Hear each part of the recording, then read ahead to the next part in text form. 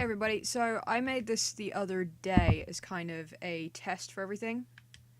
So if you'll tell in a minute, see it's World 1-1, there's a Goomba.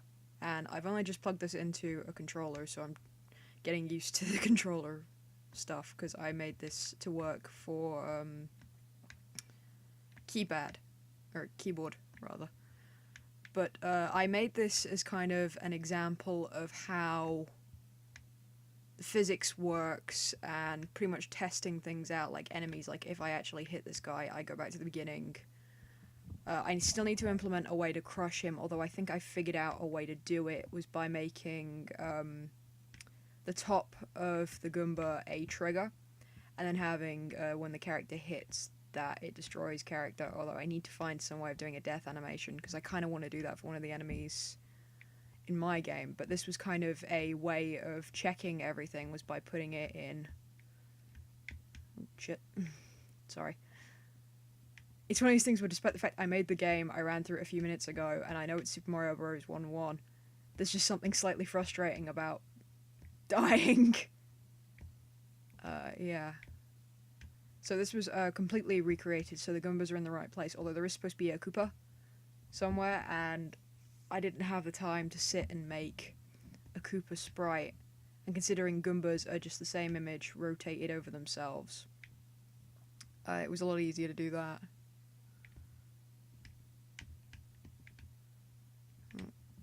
See, I even have a drop bar. I will do... It's the recording curse, isn't it? I did it 2 minutes ago with no problem, and now that I've put the recorder on, I can't do this. But yeah, I will walk through in a minute exactly how I made it, because it involved a few situations of having to adapt to the problem. There's still one major problem I'm trying to fix, and I'll go through that in a minute when I go over what I actually did. But yeah, I mean, this was a lot of fun to make, because you had to sit there and figure out, okay, this is how high Dodge can jump. So how high do blocks need to be? How high can they be?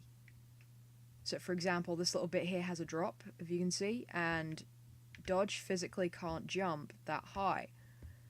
So I had to put a little ledge just here, so he could actually get out. So that was interesting to figure out. I mean, even him telling he was on the ground was a pain, because they have this thing called a ground check. The ground check will let the code know exactly when he's not touching the floor, and as you can see, when he's not touching the floor, he will fall to the next area. But because the ground check was a single point at his feet, despite the fact he was on the side, he'd still be making this jump animation. So I had to give what is ground several colliders onto itself, just so it knew what it was doing. So we're at the end of the level. There would usually be a castle here, but since this was a test, I didn't have time to make the castle, so I just put the One Up Thinking logo here instead. And there's actually an invisible wall here, because I hadn't made a second level for it to move on to. Mostly because this was my experiment, and if I like it, I may make the entirety of World 1 as kind of a Easter egg that I might distribute to a few people, just saying, hey, isn't this fun? You can play through as Dodge.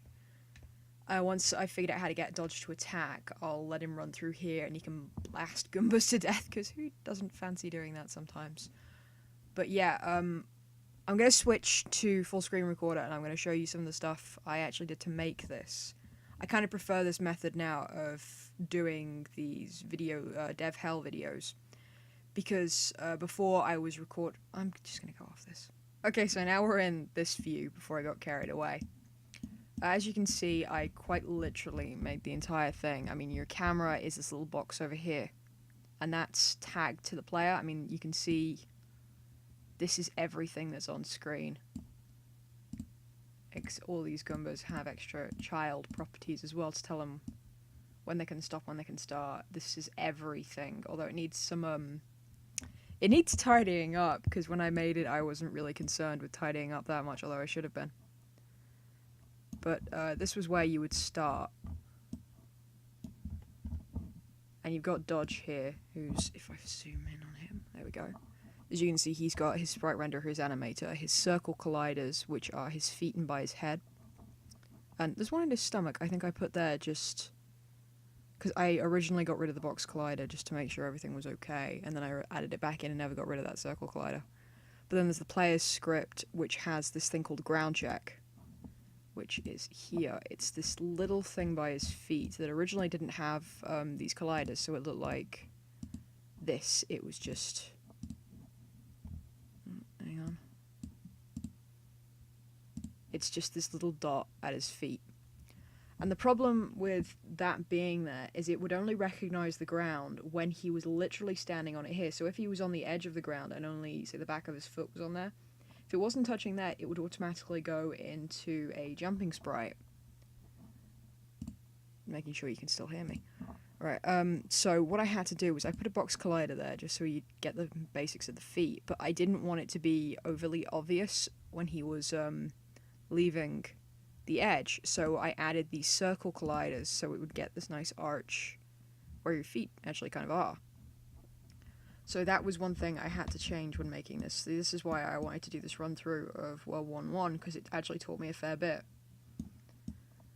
The ground is just one solid box collider, nothing special, and it's just duplicated several million times.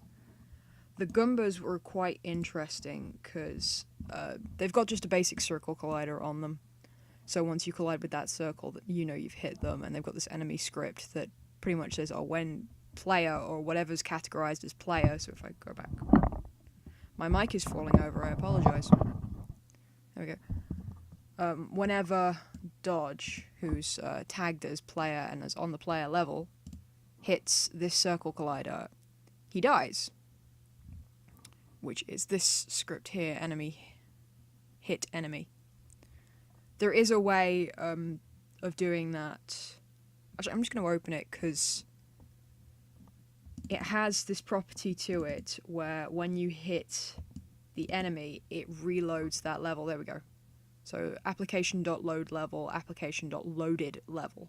If I wanted that to load a separate level, I would put in brackets, not in brackets, like quotation marks, exactly what level I want him to go to. So, for example, I could add this at the very end of the level, not on an enemy, but to the castle, and I could literally have him walk up to the castle, and as soon as he hit it, it would load the next level. There is a smooth transition way of doing that. I've never figured it out, and I'm hoping to figure it out soon, because that would be very helpful, so you wouldn't have the judder between two enemies. If you go back and watch my playthrough of Acheron, you may get what I mean when I'm moving between two different areas. I mean, the dialogue boxes for that had to be loaded as a separate scene, because at the time I didn't know how to get something to pop up like that. If we were using Flash, I would just say when object hits this certain point, visibility is positive. Which I imagine it wouldn't be too much different for here, because I can always code something in Java here, which isn't that much different from ActionScript.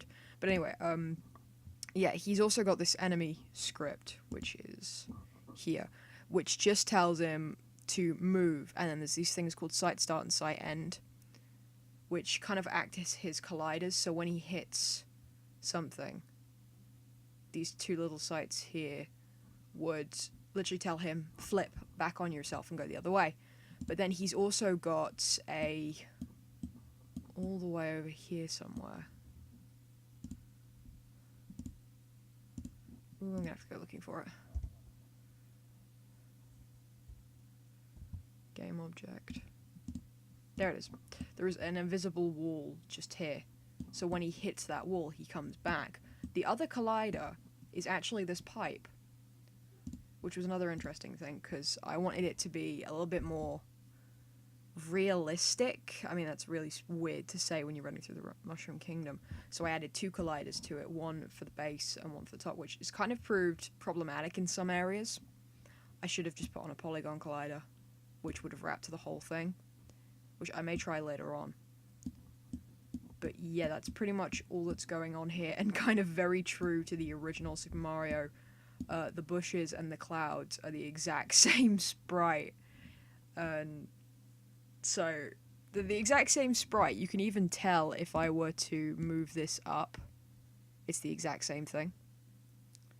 But one's coloured white, the other's coloured green. And then to get the background, because as you can see it's not blue, you see it's blue here, I would go into the main camera, which I once again have to look for, main camera, and the background for it is that I could even make it orange if I wanted.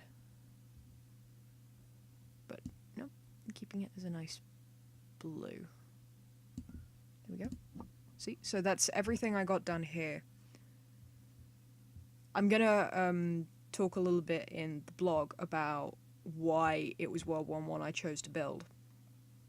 So if you're viewing this from the blog, it should be the next entry. If you're viewing this straight off YouTube, I will link to a video I did a while ago on World 1-1's tutorial. So I hope you guys liked this little walkthrough of everything I did in the last 2 days. Which is good, because I showed this to one of my teachers, and they, for another class where I'm still making a game, just to say, look, this is what I can do right now. And that went over pretty well, actually, so I like the idea of having Dodge fall a little more when he comes in the level. Let's just see how that looks. See, and when he falls, it's, just goes to the animator. So parameters, it's like when he's grounded. If I play it now with that, see, not grounded, grounded. You got the idle animation playing, and then if I jump, the jump animation takes over, and if I walk, the running animation takes over. And now I've hit the invisible wall. I'm going to die. Yeah, so that makes a little bit more sense. V-speed is pretty much his falling rate, although it's not going to show here, and his speed is what speed he's walking at. Although it doesn't want to show while it's on here, but that's all tied into his animation. So when grounded, it's true. When speed is less than 0.5, grounded speed is greater than 0.1, speed is less than 0.9.